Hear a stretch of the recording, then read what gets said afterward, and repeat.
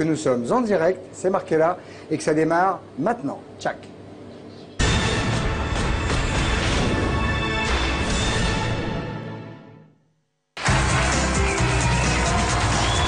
Venez vous installer s'il vous plaît, Capucine. Vous traînez un petit peu, je trouve, mademoiselle. Ah, pardonnez-moi, Comment s'appelle-t-il? Alors, je voulais vous parler d'un jeune homme que j'ai rencontré cette semaine, qui s'appelle Maxime Werner. Il a 22 ans, donc comme on le disait tout à l'heure. Il est étudiant, a priori jusque-là tout est normal. La seule petite différence, c'est que ce jeune homme a décidé de se présenter à l'élection présidentielle cette année, ou plutôt en 2012. Donc on va... Avant de l'accueillir, on a fait une énorme enquête. Toute la rédaction est partie avec un matériel de fou. On s'est mobilisé comme des dingues avec de la technique de ouf. Et on a suivi ce jeune garçon jusqu'à un rendez-vous très important pour lui, de conseiller, etc. Regardez ça et on le reçoit tout de suite après. Maxime Werner. Difficile de passer à côté du phénomène en ce moment dans les médias et surtout sur Internet. Il est le plus jeune candidat à la présidentielle. Rapide aperçu des coulisses de sa campagne. Bonjour, bienvenue, rentrez. C'est ici qu'il a élaboré son projet et ses idées. Drôle de QG pour un futur président. Là, il y a 10 mètres carrés. C'est comme une cellule de prison, mais au moins j'y suis pas souvent. J'y suis seulement pour dormir et essayer de travailler un petit peu dans mon capharnaüm de papier et de bouquins. Il a beau avoir de grandes ambitions, ce n'est pas exactement comme s'il avait les mêmes moyens que ses concurrents. Je vis avec mes 460 € de bourse d'étudiant et mes 250 € d'APL comme des millions de jeunes de ce pays. Malgré ses airs d'étudiant fauché, Maxime Werner a déjà la démarche d'un vrai candidat. D'ailleurs, à l'heure du déjeuner, plutôt que de rejoindre ses camarades à la cantine, c'est avec un ponte de la communication qu'il a rendez-vous, un certain Jacques Séguéla. Et ça n'a pas l'air de l'impressionner plus que ça. Vous êtes un peu stressé à l'idée de le rencontrer? Non, ça va. Si j'étais stressé tous les minutes, je serais stressé tous les jours. J'ai pas l'air malheureux quand même. Non ça va. Et puis il est sympa en plus. Bonjour. Comment ça va? Les deux hommes se sont déjà croisés plusieurs fois sur le terrain. Maxime Werner compte beaucoup sur ce rendez-vous pour peaufiner sa stratégie. Si tu veux faire une carrière dans le monde politique, qui est un monde complètement à part, faut pas jouer les hypocrites. Moi, tout jeune qui s'engage dans la politique me fascine parce que là, en France, la politique est un sport de vieux et c'est lamentable. Deuxièmement, il faut du courage parce que on ne laisse pas la parole aux jeunes. Tu as fait combien de télévision dans ta vie? Quelques-unes déjà. Oui, mais enfin combien? Mais moins que Sarkozy et Hollande, certainement. C'était à peu près 10 000 fois moins. Avec Tchac, l'écart se réduit pour celui qui sera peut-être un jour notre président de la République. Alors, bonsoir Maxime, vous avez donc 22 ans, vous êtes étudiant en communication, vous voulez vous présenter à l'élection présidentielle de 2012. Deux mots sur votre parcours, vous êtes d'origine arménienne, on peut dire que vous êtes issu de catégories... Ah, c'est bien, je vais voter pour toi. On peut dire que vous êtes issu des catégories populaires, votre papa est chauffeur de taxi, votre mère est maman au foyer. Adolescent, vous étiez déjà très impliqué dans le milieu associatif. À 18 ans, en 2008, vous vous lancez dans la course à la mairie de Bron, qui est dans la banlieue lyonnaise. Pardon? Dans le Rhône. Oui, c'est ça. Plus de 40 000 âmes dans ce village, et vous obtenez 4% des voix. 8 à 15 dans les quartiers populaires, où je m'étais plutôt concentré. Très bien, mais enfin, 4 à l'arrivée. Et après cela, vous vous démoralisez pas, et de Bron, donc cette banlieue de Lyon, on passe grosso modo du rez-de-chaussée au gratte-ciel, puisque vous vous attaquez à la présidentielle. Oui, entre-temps, j'ai été initiateur de la loi sur l'éligibilité à 18 ans pour toutes les élections, c'est-à-dire qu'aujourd'hui... Avant, c'était 23. Avant, c'était 23 pour les législatives, les européennes et les présidentielles, 30 ans pour les sénatoriales, aujourd'hui c'est 24. Et aujourd'hui, j'essaye d'initier une majorité qui serait politique, comme je l'ai fait avec les députés, mais aussi citoyenne, mais aussi économique, sociale, parce que les jeunes ne sont plus intégrés assez dans la société. Premier emploi durable, 28 ans. Je lisais ce matin dans Le Monde encore une enquête, cet après-midi. Les Français voient les jeunes comme des prétentieux, des arrogants. Ils n'ont pas compris qu'on est les premières victimes de la crise, nous aussi. Alors je porte 89 propositions pour 2012. Demain, je présenterai à l'Assemblée nationale mes 12 propositions pour la jeunesse. Donc je suis candidat pour porter des idées. Vous allez présenter à l'Assemblée, soyons quand même transparents jusqu'au bout, pas dans l'hémicycle, dans un bureau de l'Assemblée nationale. Mais quand même.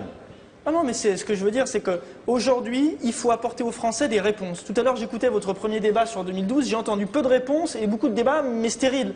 Les Français, ils ont envie d'entendre des choses très concrètes. J'en dis, on en parlera certainement tout à l'heure de ce que je propose.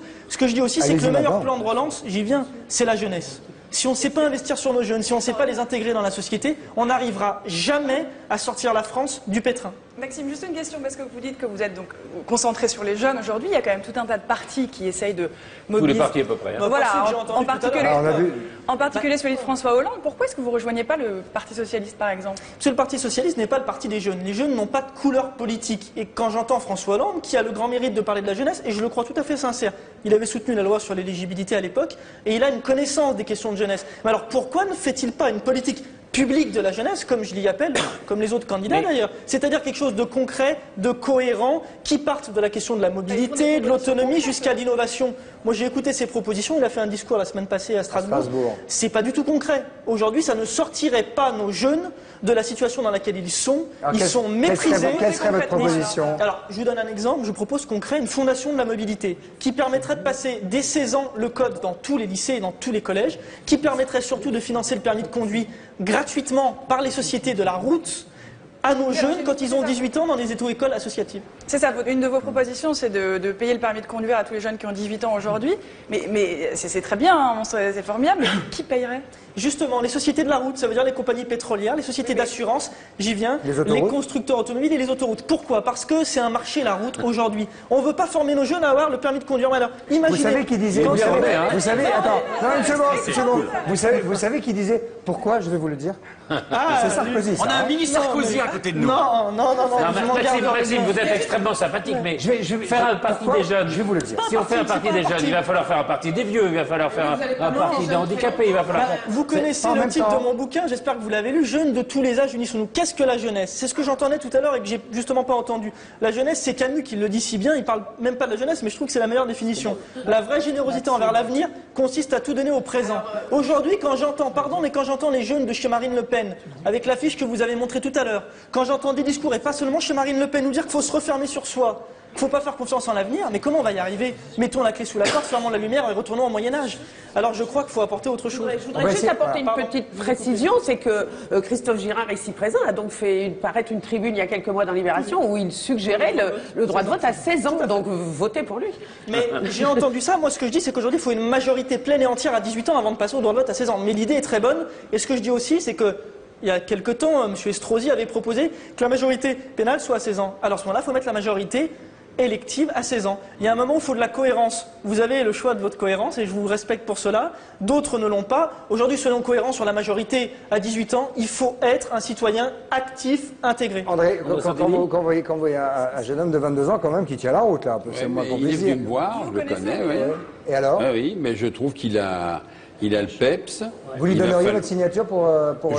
Pourquoi pas? Je vais réfléchir, oui. Ce sera intéressant. Ce serait la 204e alors, ce serait pas mal, il y a encore du chemin. Hein. C'est pas mal, hein, 200 déjà. Mais les jeunes collaborateurs trouvent qu'il est très bon.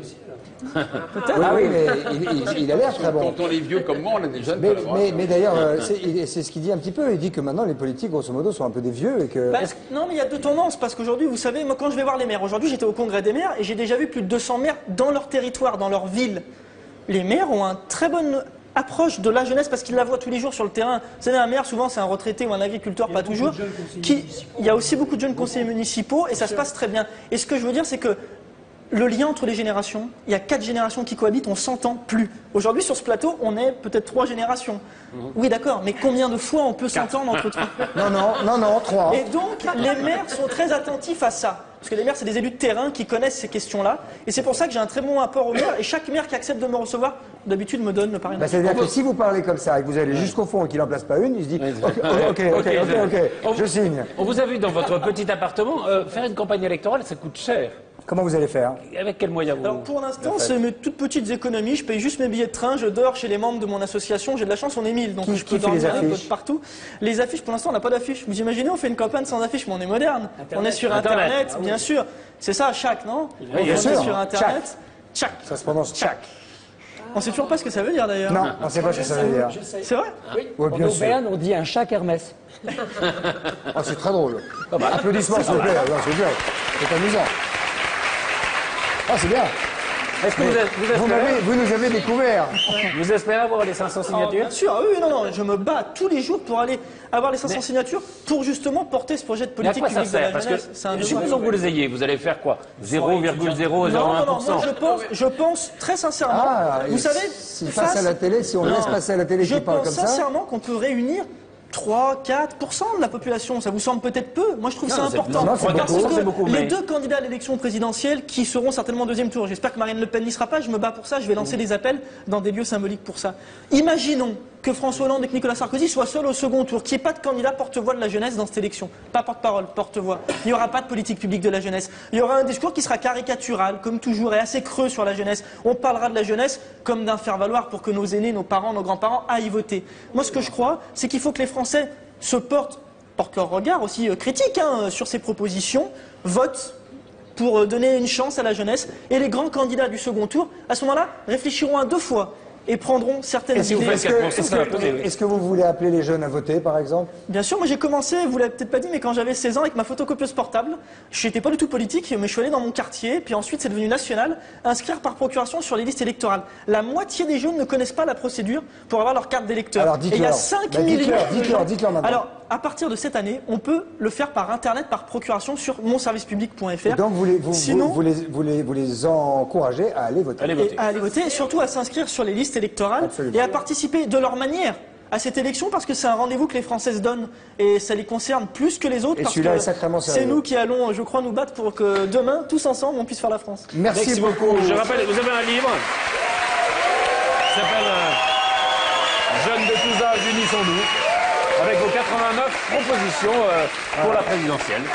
Merci beaucoup, Maxime Werner. Et bravo, Capucine. Pardon, vous n'avez pas posé beaucoup de questions, mais il a tout dit. Ouais, je sais. Il a tout dit. Ah, mais il parle. Mouti, on vous écoute. Oui, je disais, Arrêtez de dire oui quand on vous parle. Allez-y, excusez-moi, oui. les jeunes adorent en fait, mais ils demandent est-ce qu'il y aura des soirées open bar à l'Elysée? Est-ce qu'il y a Des soirées open bar à Ah oui, l'Elysée. c'est parti, ça non, ça existait déjà, non? Non, les soirées open bar, c'est les gamins qui picolent quand ils font des études. Voilà, donc il va falloir se calmer d'ailleurs sur les open bars. Je ne veux pas faire le vieux con, mais quand même. Hein. Bonne route. Merci. Maxime Werner, est-ce que je peux l'avoir? Vous voulez le garder et qu'il me le dédicace? Ben, je vais... tout à l'heure. Je vais être un futur président. Comment? Contre ma signature. Ça marche? Vous pouvez donner votre signature? Bah oui. Ah oui, oui. Évidemment. Alors je vous donne le bouquin. Vous avez déjà une autre signature. Ça fait 2. Allez, continuez. Merci beaucoup. C'est Hollande qui va être content. S'il vous plaît.